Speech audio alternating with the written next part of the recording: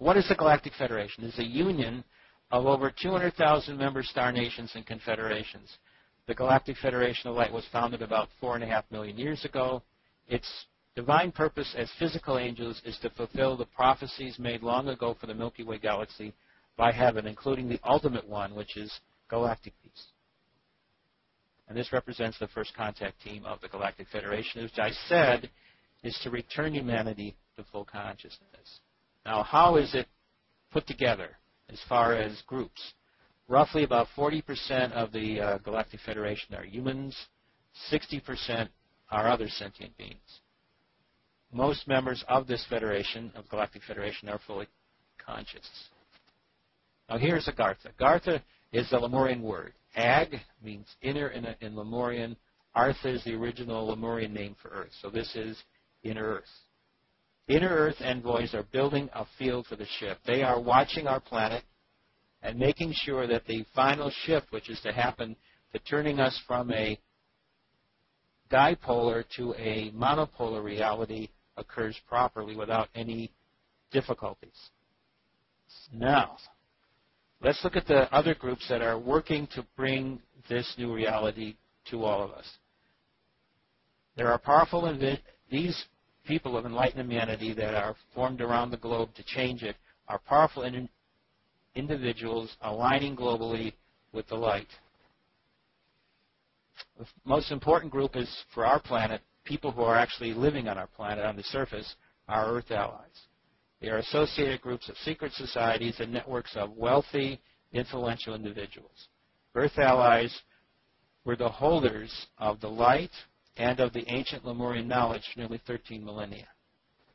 And of course, they were constantly being watched over by the group that runs the world right now, which are the minions of another group entirely, which are the Anunnaki, which we will talk about in another update, in which, of course, we had, for those who have seen it, in another webinar that we already had a few months ago.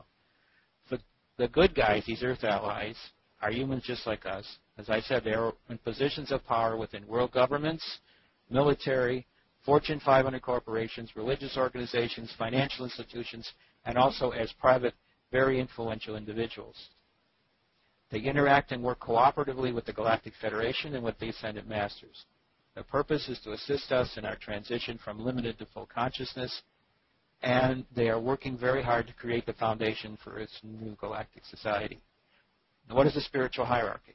The spiritual hierarchy is a sacred structure that represents the holy lineage of heaven. It consists of the angelic realms, the Devic kingdoms, the Ascended Masters, the orders of the Elohim, and the divine councils of the Time Lord. When we hear heaven, heaven refers to all the spiritual realms.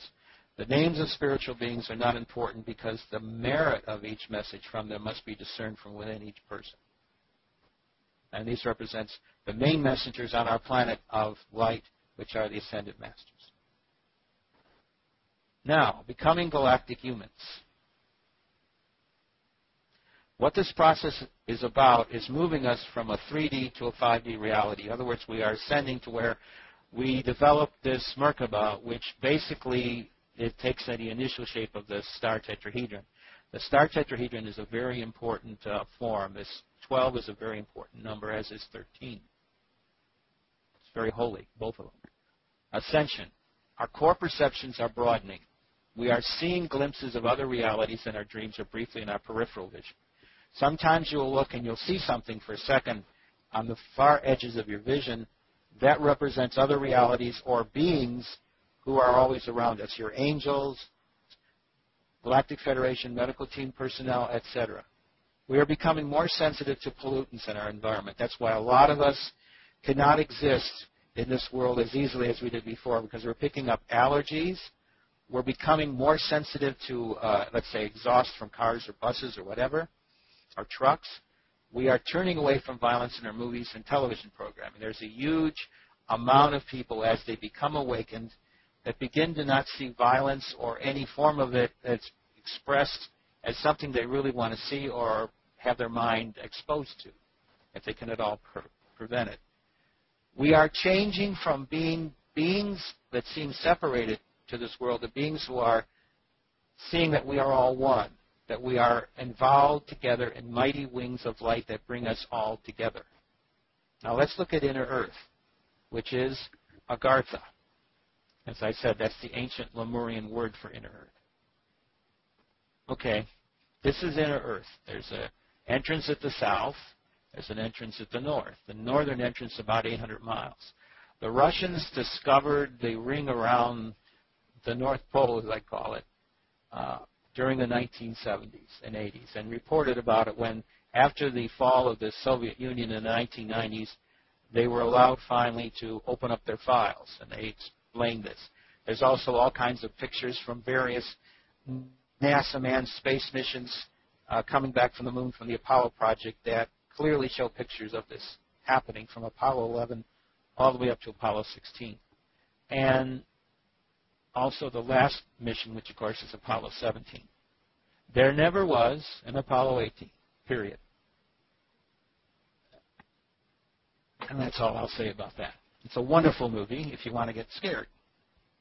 Now, this is what inner Earth looks like.